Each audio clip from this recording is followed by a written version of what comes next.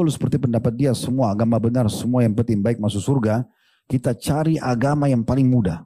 Hah? Nasrani itu ibadah seminggu sekali di gereja. Kan itu. Enak datang nyanyi-nyanyi mati masuk surga. Kan itu. Ya nggak? Kan gitu. Orang Yahudi sama itu. Mereka kalau Nasrani hari Ahad, Yahudi hari Sabtu. Seminggu sekali. Ada sebagian agama sebulan sekali.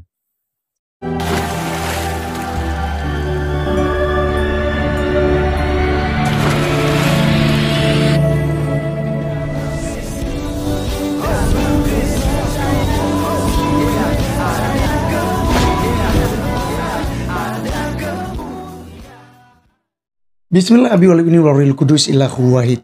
Salam elechem bistami Yeshua HaMashiach. Salam damai sejahtera di dalam nama Tuhan Yesus Kristus untuk kita semua. Teman-teman sekalian, pada kesempatan kali ini kita akan menanggapi salah satu ustadz yang bernama Ustadz Khalid Basalamah. Teman-teman sekalian, beliau itu apakah sedang menjawab pernyataan seseorang tetapi mengkaitkannya tentang Nasrani di situ.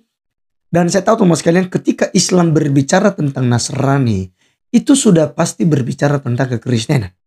Karena kan rata-rata di dalam kitab suci mereka itu kan tidak disebut Kristen, tetapi disebut sebagai Nasrani. Dan kita tahu sama sekali teman-teman sekalian, nanti teman-teman bisa belajar bahwa Kristen itu bukanlah Nasrani dan Nasrani bukanlah Kristen. Kalau Nasrani itu adalah sekte Yahudi, begitu ya. Jadi mereka itu tidak disebut sebagai Kristen. Pahamnya berbeda tentunya. Tapi kalau Kristen itu dari kata Kristianos, yang artinya adalah pengikut Yesus Kristus. Lah maka teman-teman sekalian, ketika mereka menuduh-nuduh Nasrani, Yahudi dan lain sebagainya, seharusnya nggak ada hubungan dengan kekristenan. Tetapi kenapa dihubungkan? Karena ya mereka yang mereka bahas itu tentang Kristen. Ya kan? Di mana Kristen itu beribadah, Kristen itu menyembah Yesus, yang mereka katakan itu Isa Al-Masih sebatas nabi. Karena mereka tidak mengerti bahwa Yesus Kristus ini datang sebagai manusia, itu sebagai Mesias, ya, diberikan jabatan atau gelar sebagai Mesias, Kristus, yang artinya diurapi. Nah, makna Kristus dalam diri Yesus itu ada 3. Yang pertama teman-teman sekalian, sebagai raja. Sebagai imam, ya, imam menurut Melkisedek. Makanya Yesus Kristus itu menjadi imam untuk selama-lamanya. Bahkan sampai pada kekekalan, sampai pada kedatangannya yang kedua kali, Yesus Kristus tetap menjadi imam. Imam artinya perantaran antara manusia dengan Allah. Karena tidak satupun yang bisa melihat keilahian daripada sang sumber, yaitu Allah Bapa. Tak ada yang melihat. Tetapi Yesus Kristus lah yang menyatakan semuanya. Ya. Maka kita melihat kemanusiaan Yesus yang merupakan imam, maksud saya imam bagi manusia. Sebagai perantaran antara kita dengan Allah kita. Nah itu melekat kepada dia. Dan dia tetap eksis sampai kepada akhir zaman nanti. Maka teman-teman sekalian, kemudian Yesus sebagai nabi. Nabi adalah menerima wahyu daripada Allah. Yesus Kristus menerima wahyu langsung daripada sang sumber. Ya, dari mana dia berasal. Karena Yesus Kristus adalah sang firman, hologos. Yang melekat pada diri Allah. Yang diutus oleh Allah untuk mengambil rupa seorang manusia. Karena Allah tidak mungkin datang sebagai manusia. Kenapa? Karena Allah itu transcendent. Tidak bisa dijangkau. Tidak bisa dibatasi oleh ruang dan waktu. Ya, omnipresent. Ya, tak terbatas. Makanya di dalam 1 Tawarikh pasal 2 ayat yang ke-6. Ya, tidak ada yang dapat membuat tempat untuk Allah. Langit dan bumi ini saja tidak bisa memuat. Jadi bumi, langit dan bumi ini sebagai tumpuan kakinya, teman-teman sekalian. Ya, jadi kemesiasan Yesus itu menyangkut ada 3 hal, yaitu sebagai raja, sebagai imam, sebagai nabi. Nah, teman sekalian, kalau seandainya bahasa lama, ya, Ustaz bahasa lama itu mengatakan bahwa enak ya, mereka agama Nasrani itu hanya ibadah 1 hari, yaitu sekali seminggu saja, hari Minggu. Kalau orang Yahudi kan hari Sabat, hari Sabtu, gitu ya. Enak dong, kita lebih memilih agama yang lebih mudah katanya. Siapa bilang mudah menjadi seorang Kristen, Pak Ustadz? Siapa mudah Anda menjadi pengikut Yesus Kristus? Yesus Kristus ajarkan, aku berkata kepadamu, kamu sudah pernah melihat dengar firman. Mata ganti mata, gigi ganti gigi. Tetapi aku berkata kepadamu, kasihilah sesamamu manusia. Kasihilah musuhmu. Berdoalah bagi mereka yang menganiaya kamu. Bila pipi kananmu ditampar, berikan juga pipi kirimu, Pak Ustadz. Ini berat sekali untuk menjalani hukum di dalam kekristenan. Itu sangat-sangat berat. Bahkan, ya, kalau Anda mengatakan, Pak Ustadz, bahwa dalam perzinahan itu kan harus secara fisik ini. Berarti saya, ya, dengan lawan jenis, saya harus berhubungan gitu. Barulah dikatakan sebagai perzinahan, ya kan? Tetapi Yesus datang begini, aku berkata kepadamu, barang siapa yang memandang perempuan, lalu menginginkannya di dalam hatinya, dia sudah berbuat zina. Demikian juga sebaliknya, bila adalah perempuan yang melihat laki-laki, lalu dia memandangnya dan menginginkannya. Menginginkannya apa? Untuk bertidur dengan dia supaya jadi pasangannya dan segala macam. Itu dia sudah berbuat zina. Jadi siapa bilang bahwa kekristenan itu sangat mudah? Nah, Anda menuduh bahwa Nasrani itu, ya, oke lah kita anggap Kristen karena pasti Kristen yang Anda maksud. Ya.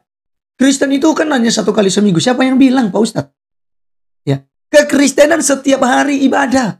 Kalau sekali seminggu itu adalah tempat berkumpulnya umat. Tapi setiap hari kami berdoa. Pagi, sore. Ya kan? Hanya saja tidak sesuai dengan kalian kan 5 waktu sehari. Ya, perintah sholat 5 waktu. Gerakan sholatnya seperti apa. Ya itu tidak boleh disamakan juga. Tapi yang jelas kekristenan bukan cuma 1 kali seminggu. Tapi semua hari. Dari hari Minggu, Senin, Selasa, Rabu, Kamis, Jumat, Sabtu sampai kepada hari Minggu lagi. Orang Kristen tetap beribadah.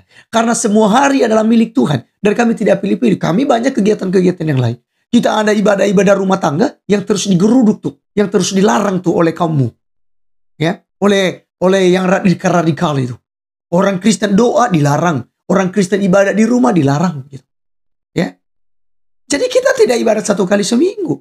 Lalu kalau Anda berkata bahwa dijamin keselamatan. Ya iya, karena memang kitab suci mengatakan, Pak Ustadz, dalam surah Al-Baqarah, ya, ayat 62 dikatakan begini. Sesungguhnya orang-orang yang beriman, orang-orang Yahudi, ya, orang-orang Nasrani dan orang-orang Sabi'in, siapa saja dalam kurung di antara mereka yang beriman kepada Allah dan hari akhir dan melakukan kebajikan, mereka mendapat pahala dari Tuhannya. Tidak ada rasa takut pada mereka dan mereka tidak bersedih hati. Jadi, ya, kami bisa menerima pahala dari Tuhan kami. Tuhan kami menjamin keselamatan kami.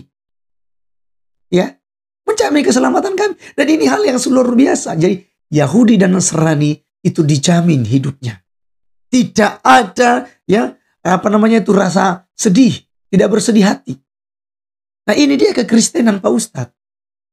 Nah, apalagi dalam iman kami bahwa keselamatan itu adalah anugerah dari Tuhan Yesus Kristus. Ya, anugerah. Dalam Efesus pasal 2 ayat 8-9. Sebab karena kasih karunia kamu diselamatkan oleh iman. Itu bukan hasil usahamu, tetapi pemberian Allah. Itu bukan hasil pekerjaanmu. Jangan ada orang yang memegahkan diri. Jadi ketika kita percaya pada Yesus Kristus, maka kita dijamin memperoleh hidup kekal. Di dalam Yohanes 10 ayat 28, Yesus menjamin keselamatan. Aku akan memberikan hidup kekal kepada mereka yang percaya.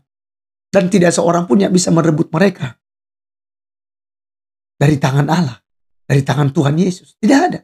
Lalu juga Yesus menjamin, ya, dalam Yohanes 14 ayat yang kedua dan ketiga, Yesus katakan, di rumah Bapakku ada banyak tempat tinggal dan aku akan pergi ke sana untuk menyediakan tempat bagi kamu.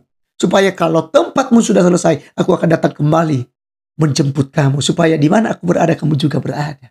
Dan di dalam ayat yang ke-6, Yohanes 14 ayat 6. Akulah jalan dan kebenaran dan hidup. Tidak seorang pun yang datang kepada Bapa di surga kalau tidak melalui aku. Jadi ini hal yang luar biasa. Jadi teman-teman sekalian, iman kekristenan bukan iman yang abal-abal. Iman yang pasti. Iman yang menjamin keselamatan. Keselamatan jiwa kita. Baik di dunia ini maupun di akhir. Ya, percayalah pada Tuhan Yesus Kristus, teman-teman. Karena dialah yang membawa Anda ke dalam kerajaan surga.